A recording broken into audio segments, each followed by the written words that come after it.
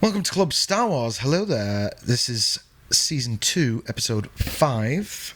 And I'm trying to compete with you today. Yeah, with the old caparoonie. I'm wearing a cap. So yours is the right kind of cap for the podcast, isn't it? Star Wars. My cousin in Australia sent this to me. Oh, nice. Which was kind of him. So Nice. thanks very much, mate. Sent me a few other bits as well, actually. What was I going to say? Oh, I did enjoy your... If you've not seen it, I did enjoy your posting of the Honest trailers. Oh, yeah. Yeah, that the solo Honest trailers. Yeah. Very, very good. Check it out if you've not seen it. And they are honest trailers, really, aren't they? I mean, yeah. I even found the Blade Runner one quite funny. Oh, really? I've not seen that one. Yeah. They are very good, anyway. But they don't hold back, do they? And why would you? Exactly. Why would you hold back? So straight into it then, folks. There's few bits of news knocking about. We're going to go straight to cheatsheet.com, which Showbiz Cheat Sheet. This is from Showbiz Cheat Sheet, cheatsheet.com, which I've never heard of before. Have you? No, never heard of that one. Is The Rise of Skywalker the last Star Wars movie from Disney? Anyone who's following the Star Wars saga from the beginning should expect an emotional wallop in December when Rise of Skywalker releases to theatres. It's going to tie up 42 years of movie history that also makes up a massive chunk of personal lives. Having this also occur at the end of the decade feels like a grand finale for many things, including the production team. If you thought the Star Wars movies are going to move on from Disney, think again.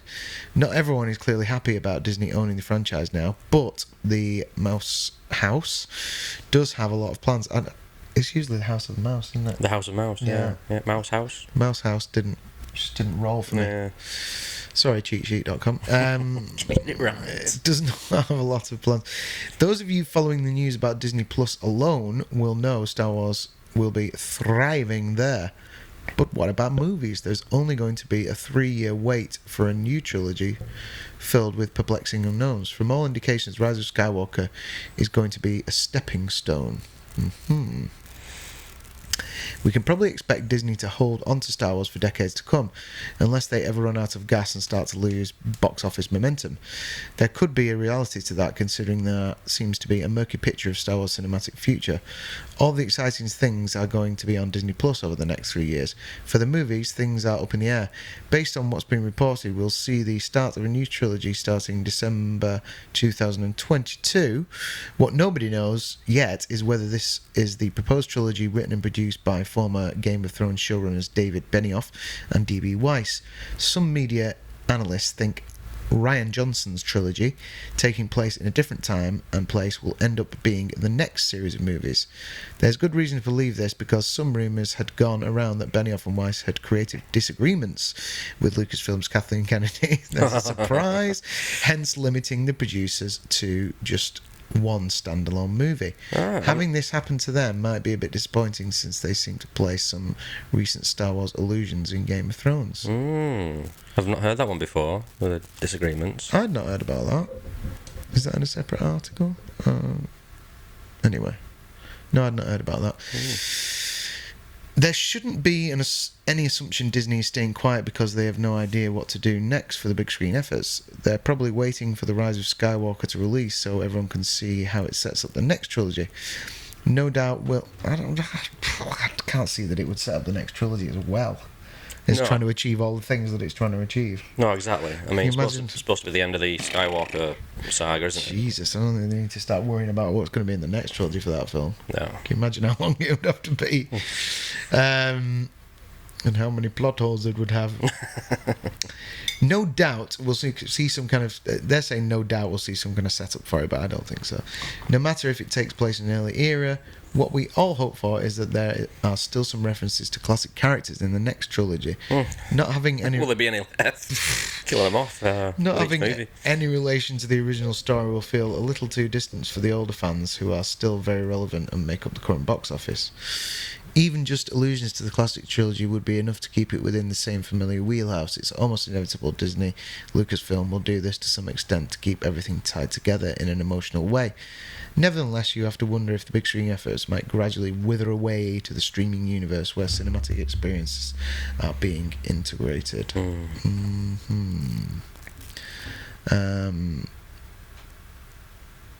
Well, there you go. Oh, having Rian Johnson heading the next trilogy might not make everyone happy either, since he's still receiving flack over The Last Jedi. We'll still have 3 years before fans restart their griping or about the lack of standalone films. In the interim, Disney Plus may engross so many Star Wars fans first, Disney might ultimately decide to focus on those properties long term. Mandalorian alone is going to bring cinematic level entertainment to the Star Wars universe, making the future movies look unnecessary in comparison. Maybe the real future plan for Disney is to do Star Wars crossovers between Disney Plus and theatres, much like we're already going to be seeing with the Netflix theatre films Marriage Story and The Irishman. Okay. And then on to something about Robert Pattinson. Yeah. Which I don't think has got anything to do with this. No. Yeah, I mean, can you see it? Well, I think it depends on how the next movie does. There are people who are confident in saying that it'll be a blockbuster, which it probably will be. The Rise of Skywalker I'm talking about, it'll easily make over $1 billion at the box office, etc. But there are other people saying, nah, the interest just isn't there, and there's evidence. You can see the evidence of the interest in Star Wars taking a nosedive since The Last Jedi, in toy sales and in other areas too. So it's hard to say at this point. I mean, I don't want the Star Wars to fail. Has the toy sales been disappointing anyway? I think there's been a gradual dip since Force Awakens, hasn't there?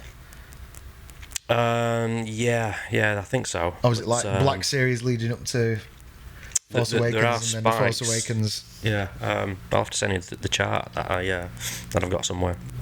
But, you were about to say the chart that I put together. Yeah, I just on here on the desk. Yeah. No, yeah, I don't know. The toy sales have been disappointing for Star Wars in particular, where other franchises have been doing all right. Okay. Like Marvel and what have you. Sure. So yeah, probably being propped up by Hot Toys at the moment. I'm pretty sure. Kids don't want to be buying Holdo figurines and Rose Tico figures and stuff. So who knows? You need better characters in there, man. Yeah, you really do. You do. I'm not going to go on a rant today. But Last Jedi.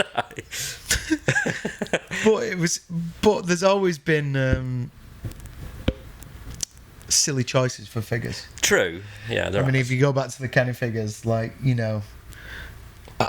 I've seen polls like in the Kenner groups about what was the most disappointing Kenner figure, and it was I think the Emperor's Imperial, not the Imperial Guard, those guys that the old geezers who just look after him. Oh yeah, right. Yeah. One of the last 17 was one of them, and everyone was like, "What?"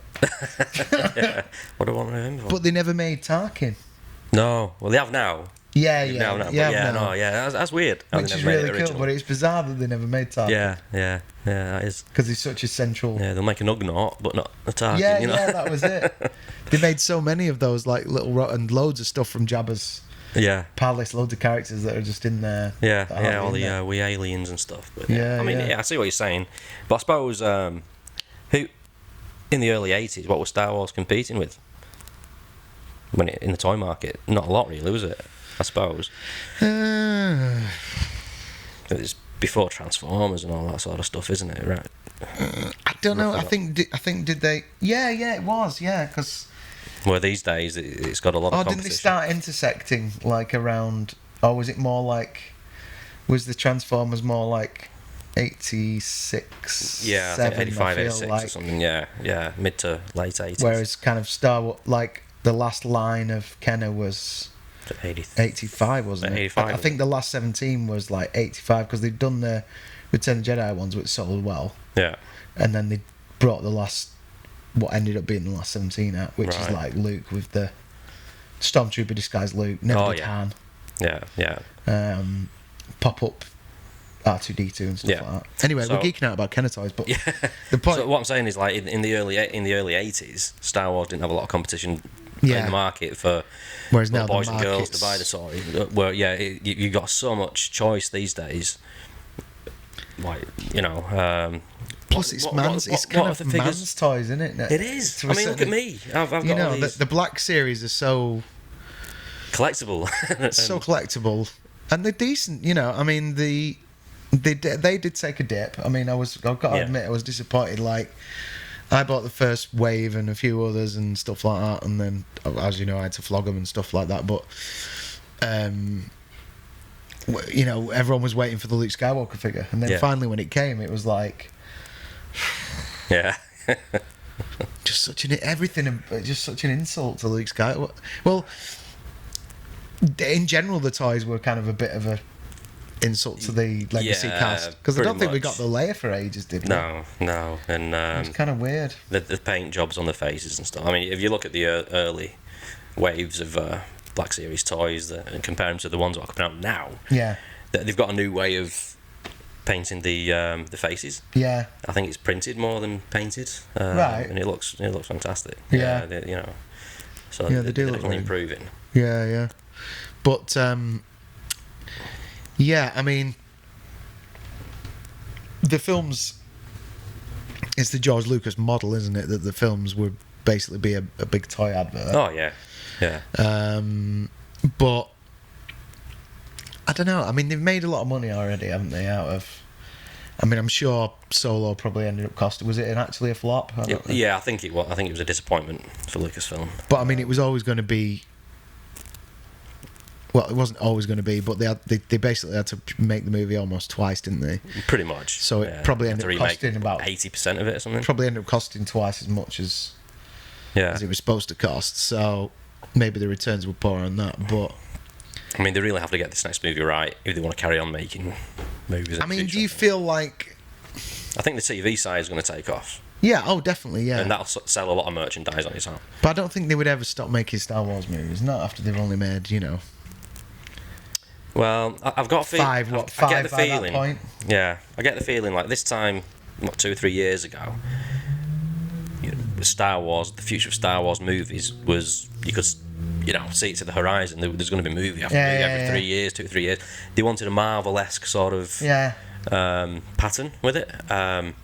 But since The Last Jedi, that's all gone quiet, man, and they don't know what they're doing really. Rian Johnson doesn't know what's happening with these movies, apparently. I think we'll get to that later. Okay. Yeah. He keeps getting asked about his movies on these tours he's doing for his new movie Knives Out. Mm-hmm. So he's trying to give a little bit of information, but I don't think he knows. And I think he's been told to, just shut up about it, man, So he's now saying, we're scheduling and stuff like that. I don't know what's going to happen. So, right, yeah, it's nothing set in stone, and I think they just want to wait until not The Last Jedi, the Rise of Skywalker has. So it sounds like they're giving Benioff and Weiss a standalone instead at this point. Just a one-off movie. Yeah, that's what it said in there. Yeah, I mean, I've never. I don't know if that's confirmed. Yeah, I've not heard the creative differences spat with them two and KK. I haven't, because they were supposed to be making a trilogy.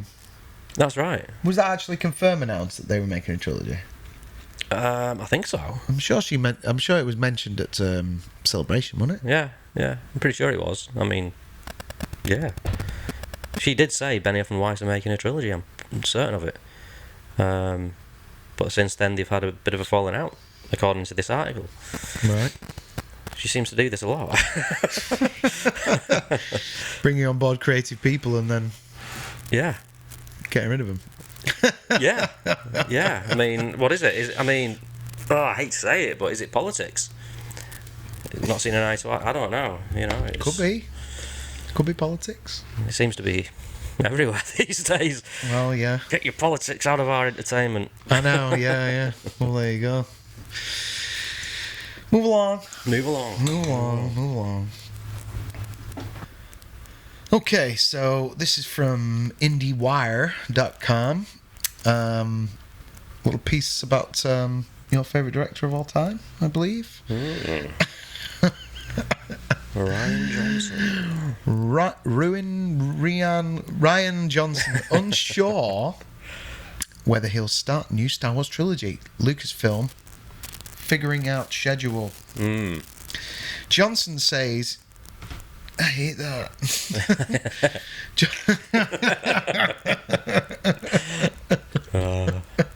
Billy Connolly references. Johnson says he may be able to shoot another original feature after Knives Out because Star Wars timelines remain up in the air. Star Wars Last Jedi fans looking forward to Rian Johnson's return to the space opera franchise will probably want to get comfortable waiting. The writer-director has told the Evening Standard that he remains in the dark about when Lucasfilm intends to get production rolling on his already announced new Star Wars trilogy, so much so that he is already eyeing the possibility of making another original feature in between Knives Out and his next Star Wars film. What are they doing? Are they giving him the sort of cold shoulder? And I quote, here we go. Yeah. They're putting him in a bubble. You should enjoy that. The truth is, they're still figuring out their schedule, their game plan, Johnson said when asked for Star Wars updates. If it's possible for me to squeeze in another film before or while working on that, I will. Lucasfilm announced November 2017, ahead of the release of Star Wars The Last Jedi, that it was hiring Johnson to direct a new trilogy. So it did say it. Yeah. Officially, didn't it? Well, but that Rian Johnson was making a new trilogy. Yeah, before they brought it out. It was announced, prior to the Last Jedi. The polarising fan response to the movie has led some to wonder if Lucasfilm has secretly parted ways with Johnson, but the filmmaker has continually maintained he is still attached and excited to dive back into the Star Wars universe. Johnson told The Observer in August that his storyline will go beyond the characters the franchise had explored to date. We're doing something that steps beyond the legacy characters. Surprise, surprise. What does that look like? Question mark. To me, the blue sky element of it is what was most striking about it, Johnson said. I know the way that I'm coming at it, and what's fun about it for everyone enjoys Lucas's films is figuring out what's the next step. It really makes you think and figure out what the essence of Star Wars is for me, and what that will look like moving forward. Now the question remains when Johnson will be able to start working on his next Star Wars movie, which is clearly an answer to the writer-director does not have at this time. Lucasfilm have already dated 3 Star Wars movies for after the release of J.J. Abrams' The Rise of Skywalker this December. The untitled films will open in theatres 2022, 2024 and 2026. The 2022 film will be directed by Game of Thrones creators Benioff and Weiss, but Lucasfilm has not confirmed whether the 2024 or 2026 date are for Johnson or Weiss and Benioff are for Johnson or for Weiss and Benioff's trilogy. Blah blah blah blah blah. I mean, what do you think went on there in the first place that he was doing what he was doing with Last Jedi and they were that enamoured with him that they gave him another trilogy before that movie had even come out? How? He made a Star Wars film that Kathleen Kennedy liked. That's it. Right. She liked it because it's powerful women and all that sort of stuff. Right. Which is fine, but as long as they're good characters as well. I mean, we've already had awesome, powerful women in Star Wars prior to Disney's takeover. Since 1977. Well, yeah, exactly. I think this was a bit forced, and she loved it. So she's like, "You've got your own trilogy, man. I think the audience is gonna love this. It's 2019. Everybody's gonna love it, you know." Yeah. I think that's all it was, that she was impressed with him. Yeah. So she gave him the moon on a stick, and then the reaction came out, and now they don't know what to do with it. So it's. See, the other thing I don't understand. Why would he want to come back anyway? Really? I don't know. I mean, I wouldn't. No. It's like, just walk away, do your own stuff. It's. What I don't understand about it, though, is that, as we've discussed previously, you know, JJ made The Force Awakens, had a plot outline of the 3 movies. Rian Johnson threw that away and did his own thing. Yeah. And what he did was a pretty radical departure in some respects. How does somebody like him get away with that, and what he did with some of those characters? Why would that be okay, but like the guys who were doing Solo, like, oh, that's too radical, like, you're fired and we're hiring someone else. You know, same thing happened on Rogue One. Yeah. Let's bring someone else to finish it. Like, what was so special about him that they just went, oh, forget what all the other plans are. Just, oh, they're awesome. Just you put yourself in a bubble, do your own thing. Yeah. And now we're going to give you a trilogy. It's like, I think a lot of it's who you know, not what you know. In the Hollywood circle. Yeah, but even so, they've proved time and time again that they don't want you being too creative and going they'll rein you rogue and they rein you in. Now, and they want to. I mean, was he the perfect mixture of, like, they gave him enough rope to do all his own thing, and then he took direction? Yeah, and they want to insert sort of a certain political viewpoint as well. Well, I know that, but. And he's willing to do that. I just find it very weird that's the case. Yeah. You know, they've made exception for him. Yeah. Whereas they didn't for anybody else. Yeah. I mean, and like I said last week on last week's show, JJ was open to ideas from other people. You know, he'd listen. He'd listen to other people and. But again. And take that on board. Where Ryan literally said he put himself in a bubble. Yeah, but again, what I don't understand is that, like, JJ saved Star Wars, didn't he? Basically, he was like, you know, they were like, soft reboot Star Wars, bring back legacy characters, do awesome stuff, you know, blah blah. On the whole, pretty solid movie. Yeah. You know. But he was, and he left Luke on the back burner for somebody else to figure out. Hoping they'd figure it right. Yeah. Now, I'd be really fascinated to know what his plans were for Luke. Yeah, I think it was just too hard for anybody to figure out. They were just like kicking it down the road, really. Well, the other thing is as well. Sorry, what was the name of the director who was going to direct The Last Jedi? Trevorrow. Yeah. Colin Trevorrow. Yeah, and he had a story that they Hamill liked. Yeah, Hamill liked it. Daisy Ridley loved it. She ended up in tears reading it for what was going to happen.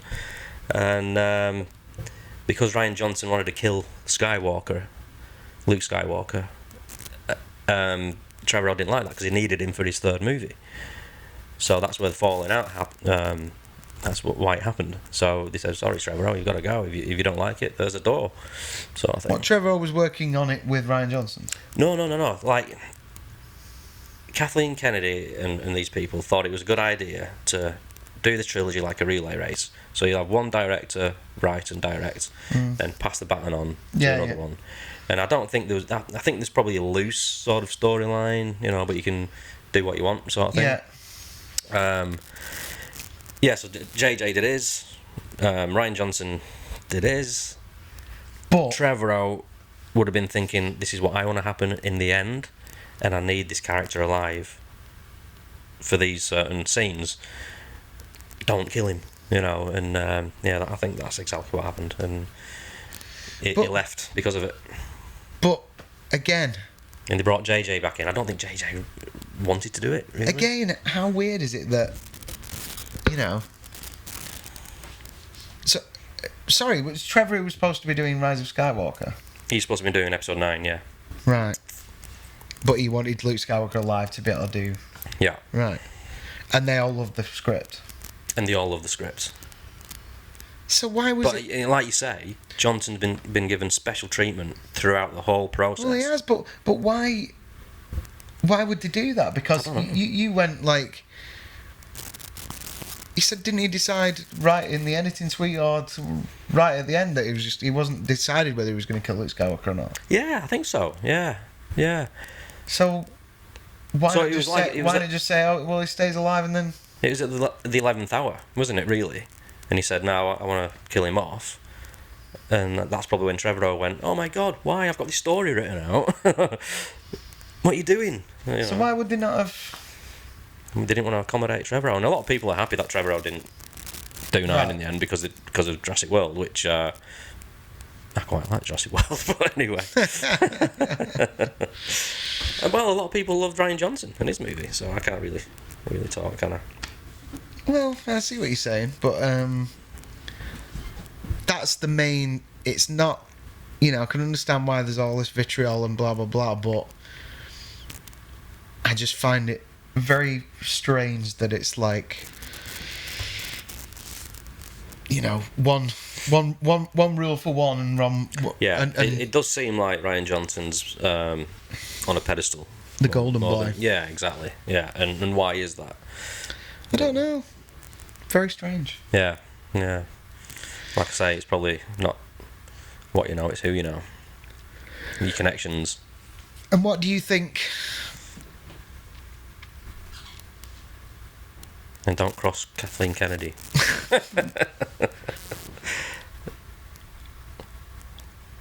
And this is just rumour that Benioff and Weiss are only going to do one film now instead of a trilogy. Yeah, well, it's the first I've heard of it, really, so, yeah. What do you feel like this trilogy will be if... The Benioff and Weiss trilogy, or the Rian Johnson? Well, either. Aren't they supposed to be one and the same thing, or are they two... Well, I don't know, get because a trilogy each, at Celebration, I'm pretty sure... I mean, correct me if I'm wrong, but I'm pretty sure Kathleen Kennedy stated that Benioff and Weiss and Rian Johnson were on the same project. Yeah. So to me, that's one movie or one trilogy, not two trilogies. Which makes sense when you see the last season of Game of Thrones. Yeah. So we don't know what's going on, and it looks like Lucasfilm don't know what's going on either. Rian Johnson certainly doesn't know what's going on. And rumour does have it that he's been told by Disney to, just shut up about Star Wars, will you? Stop talking about your trilogy, because it might not happen. It might not happen. And they probably won't say anything until the Rise of Skywalker is well behind us. And no, because if they announce something now, it'd overshadow. Yeah. Yeah, definitely. The movie release. They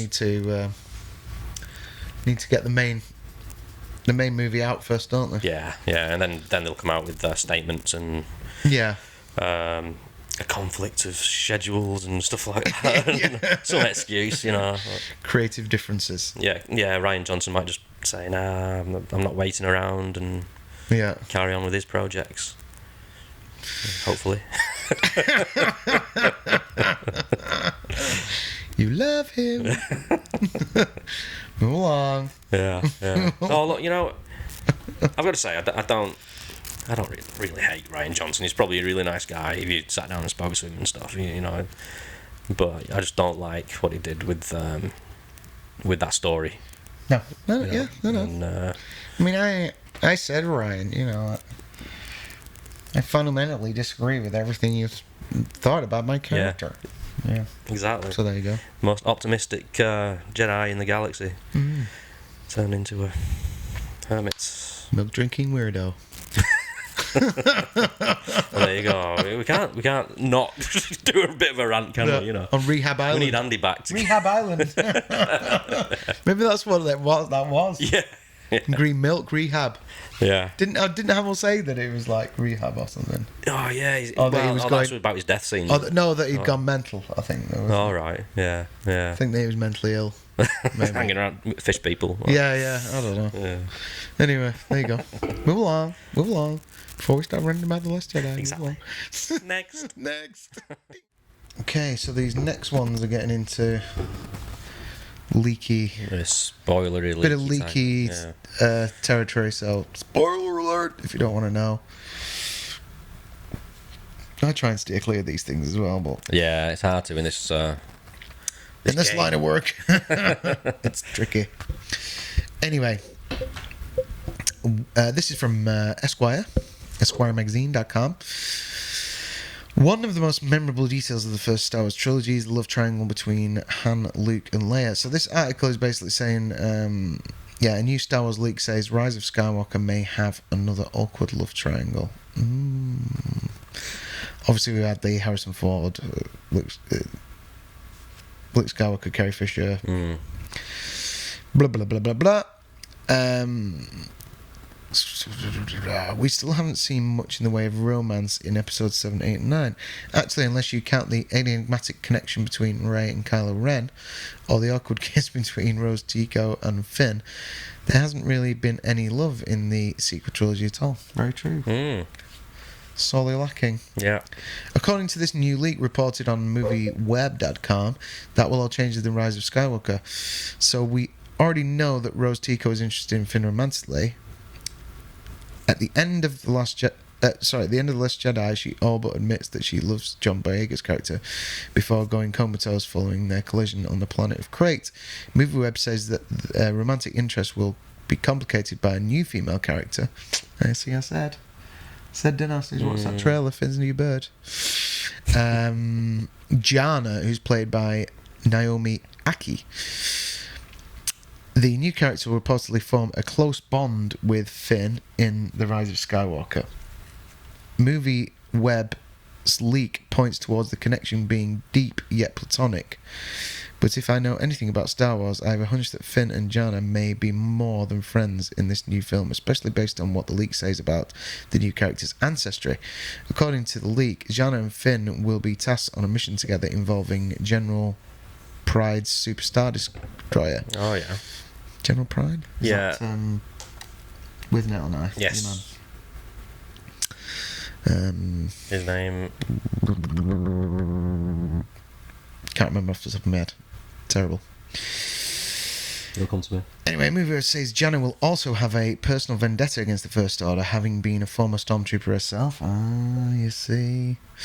It's Jana who will bring Lando out of retirement, and according to the leak, it's been all but confirmed that Lando is Jana's father. Yeah, that's been mentioned for a while on it. General Pride's Superstar Destroyer is the rumoured target of Finn and Jana's mission, and will reportedly revealed that she was either a former stormtrooper or they once tried to kidnap her and she made an escape. However, that plays out. She has a vendetta against the First Order and the Supreme Leader, Kylo Ren. Part of this rumour also hints that Kylo discovers Emperor Palpatine whilst investigating the unknown regions for the source of Snoke's power. Okay. The site writes that Finn may also be Lando's child. No. This would make Finn and Jana brother and sister. It's only a question of whether they both know this or not. It's a small universe after all, isn't it? It is. It took about 2 whole movies in the original trilogy for Luke and Leia to learn this about each other. So relatively speaking, it may take a while putting Rose, Finn and Jana in a very awkward new love triangle. And we shouldn't forget, Finn has already expressed a lot of romantic interest in another female character in the new trilogy, Rey.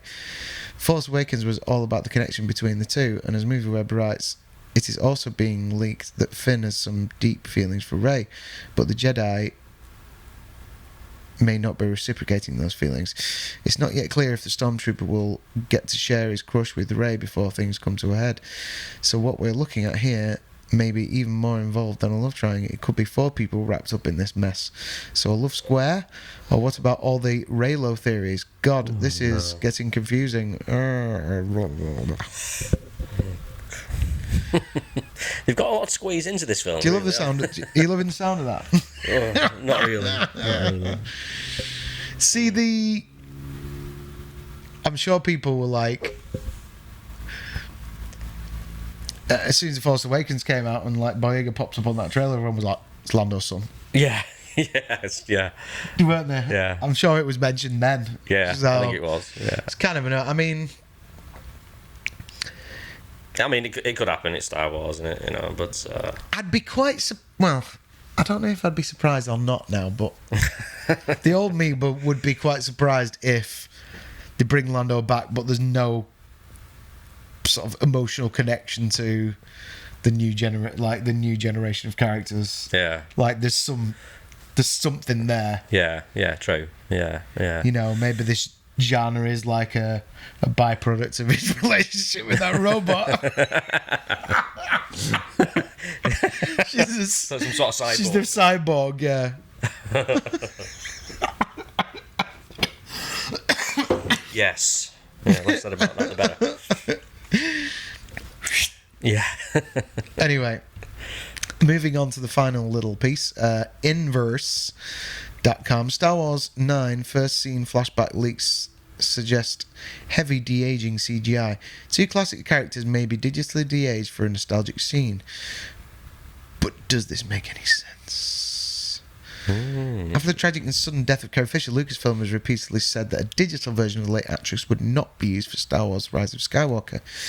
Now, a new rumour suggests that the film will use digitally de-aged versions of very familiar characters, but not in a way anyone thought. The leak rumour sounds amazing, but does it make any sense? So this is spoilers again. Possible spoilers for The Rise of Skywalker ahead. Last week, Making Star Wars claimed a new plot leak from The Rise of Skywalker outright revealed the very first scene of the movie, and shockingly, that scene is a freaking flashback. In case you missed it, here's exactly what the leak claimed will happen in the movie. After the opening crawl, we pan through space. The camera moves towards a planet covered in trees. We see a blue lightsaber dueling a green lightsaber in the distance. Both of the lightsabers are held in hand by two Jedi with white helmets with visors covering their faces, so we cannot immediately recognize if this is Rey with someone new. The two Jedi break from their duel and remove their helmets to reveal Luke Skywalker and Leia Organa, looking exactly the age they did in Return of the Jedi on the Endor moon. The movie begins with a flashback. Right, okay. This is the way this is written, so like American colloquially. Yeah. Okay, so this sounds freaking awesome, right? Yeah. Can we get this scene, please? Definitely from California. Yeah.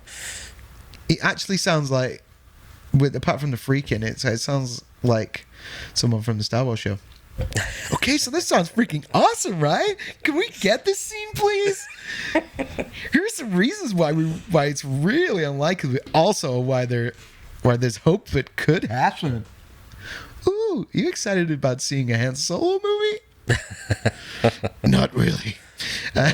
Star Wars movies already have flashbacks. Star Wars movies are already flashbacks, so this would be really weird. Star Wars movies have never begun with a flashback, mostly because this entire story is one giant flashback that happened a long time ago. Oh, well, yeah, semantics. Well, yeah. But It's not, really. I mean, yeah. A long time ago in a galaxy far, far away is just once upon a time. Yeah. You know, This isn't to say that Rise of Skywalker couldn't do something unpredicted with the basic structure of Star Wars movies. It just feels pretty radical. While you could argue that both Rogue One and Solo began with flashbacks or prologues, both of those films dealt with stories of specific characters, Jyn, Erso, Han Solo, respectively, and those character arcs played in a fairly linear way after. In other words, having a flashback to Return of the Jedi, which happens 3 decades prior to the events of the new films, could be very strange. Starting a movie with the digitally de-aged Skywalker twins could be risky AF. Mm. Well, this sounds decidedly rad. Rad. Cowabunga. Radical. Well, this sounds decidedly rad. Well, I prefer the word fab. Oh, we're going to do it as Paul McCartney now. Beginning the movie with the two actors who are, in a sense, not there, but, you know, it'd be a little bit distracting, wouldn't it? You know. It's going to be hard enough for the audience to suspend their disbelief about Carrie Fisher having not actually participated in the movie, but hitting everyone with a cold open in which we're all focused on the de-aging effects and not the story might not be worth the effort. Wow, it's like I'm mean? sat in the room with Paul. True, the CGI Peter Cushing as Grand Moff Tarkin in Rogue One was utterly convincing. But the CGI young Leia at the end of the movie, Not so much. Peace and love. Then again, this hypothetical scene could solve certain plot problems. One small detail in the leak that is worth noting is the blue lightsaber is clashing with a green lightsaber. Perhaps this scene could neatly explain how Luke's first blue lightsaber, originally built by Anakin, made it back into play after being presumably lost on Cloud City. If a flashback scene sets anything up, the journey of this lightsaber might be the most important. Plus, the Last Jedi already demonstrated that Leia has highly advanced force powers, so showing her having trained with Luke would retroactively make a lot of sense. And all of it would be a nice way to set up the idea of Leia training Rey. Does she need training? I didn't realise she needed any more training. She had 2 lessons and she's super powerful already. So. There you go. Yeah, the rest of it's just all super.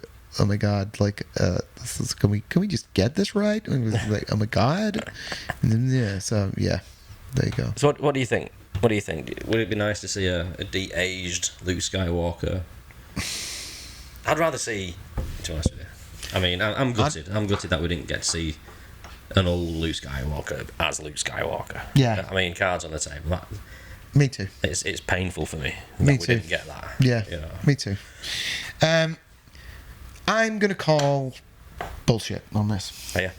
Yeah, because it's something that we've talked about previously. Is that, you know, it's cool, nice idea to talk about flashbacks, and they keep talking about flashbacks. And before every film comes out, they say, "Oh, there's going to be a flashback." Yeah. There's never a flashback. No. True. Because there aren't flashbacks in Star Wars, really. Are there? No, well, you had The Last Jedi that did it for the first time, didn't you? Which was Luke telling Rey what happened with Kylo. And then Yes. you had Yeah. a second retelling of that story from Kylo's point of view. Yeah, that's true. That's the first time, really. That's the isn't first it? time. Apart from that bit where Rey holds the lightsaber in thing, you see the flashback to her.